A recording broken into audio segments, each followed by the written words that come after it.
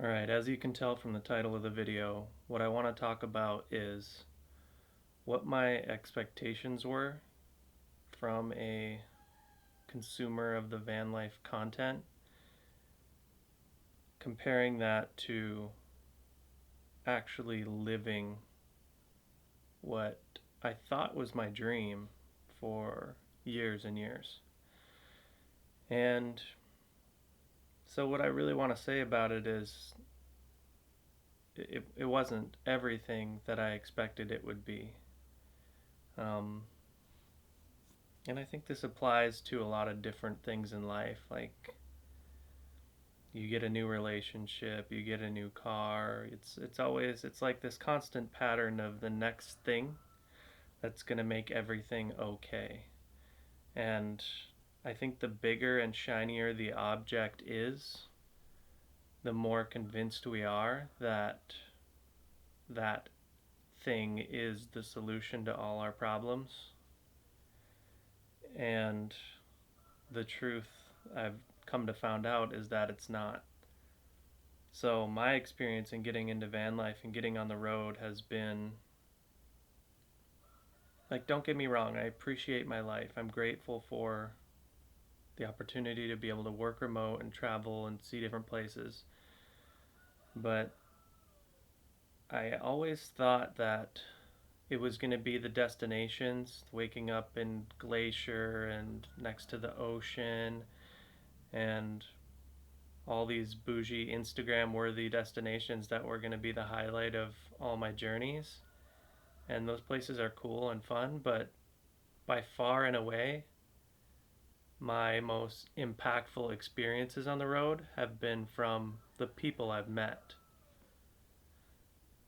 There's just no question. Like, the people I meet, and it's not always a predictable scenario. Like, I'm in a parking lot, someone's broken down and needs help with their car, and I just offer a hand, and then there's a relationship formed, and that is so much more valuable than opening my back van doors and being like, "Ooh, van life." Like, that is so, it's so shallow. And the people the people I'm that I'm truly grateful for, the relationships and the people I meet. Um, but I was expecting it to be, what was I expecting? I don't even know. I expected this dream life where I'd have no worries anymore. I don't know. My expectations must have been way off of reality. Like, I'm like, I don't have rent. I can go wherever I want. I can do whatever I want. Like, I still have a 9 to 5, so I work remote. And you put a lot of time and energy into making decisions. You're constantly making decisions. I thought I wasn't going to have any more decisions to make. Like, I could just, like, lay in a van and be like a kite in the wind. And not the case.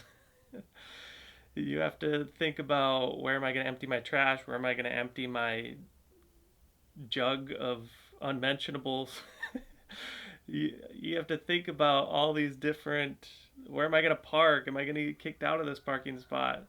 The decisions are just like, what destination do I want to see and go to next? And it's a nonstop decision making process. And I watched a video of this guy who talks about, he's a business owner, and he's like, could you run a business while living on the road? And he's like, yeah, like, I think you could run a business living on the road. Starting a business?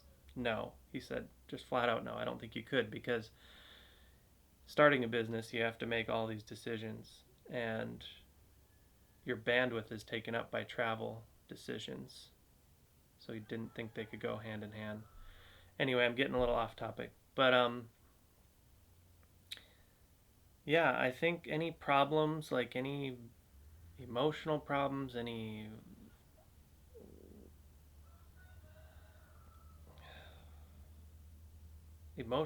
spiritual problems, physical problems, like, they're all going to be the same problems when you get into the van and start traveling. Um, and so, yeah, it's not a magic wand. It doesn't fix everything. Um, do I feel inspired? Do I feel like a sense of independence and autonomy, yeah, I do feel those things. Um, so it does, there are things it does help with, and it does make a positive impact in my life, and it does give me inspiration and motivation to keep going because, yeah, the life I was living before, where it was just like meaningless consumerism and just chasing cheap dopamine, which I still do from time to time, but I'm trying to improve on that. And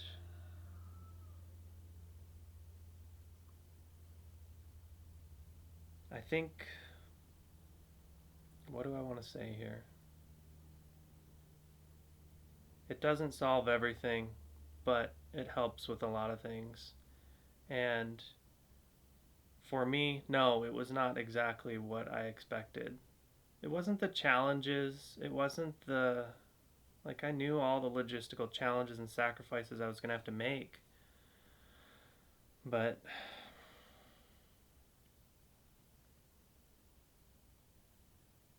I think the deep sense of uneasiness or chasing the next thing, I don't know, that showed up in more than one facet of my life. You know, I can even think of video games as an example where you create a character and then they release a patch and then you create a new character and the character balance changes and so you choose a new one and then you're on this carousel of like this is the next thing. And I think people do the same thing with relationships. Like the next one always looks like the best option. Grass is greener on the other side of the fence kind of syndrome. And yeah, I've seen it show up in other areas too, like with work and stuff. It's like, do I want to be a web designer? Do I want to run ads? Do I want to be a graphic designer? Do I want to, and like I chase all these different and go down all these little different rabbit holes and make myself like a jack of all trades and all these different things. And I want to, like, I'm like, why can't I like just do a thing and keep doing that thing and get better at that thing so I can progress in the thing that I want to do. And I've felt that in travel too. Like the destination you're at is never good enough. The destination you're currently at is, it's always, oh, what's the next one? Plot, like you're at one destination and you're plotting and planning like where I'm going to go and how I'm going to visit and my trip to the next one. And it's a lack of being present. You're always preparing for the future. You're never enjoying the now and the moment. And not, I shouldn't say never because I do enjoy moments and I do, but like a ratio of like the portion of time you sit and enjoy and experience what your current state is and your current environment is versus the time that you're planning to be in the future or thinking about the past. Like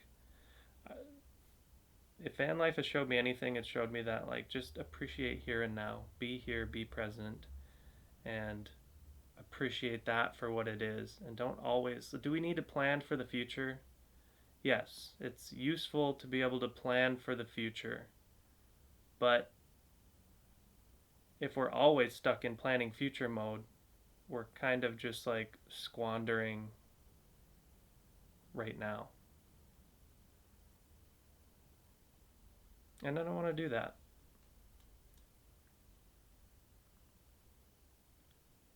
So I guess that's the biggest thing with van life that I've discovered, um, expectation versus reality. And yeah, I think that's all I had to say for this one. Thanks for watching. I hope you enjoyed the more raw format, unedited, and I hope you follow along for the next one.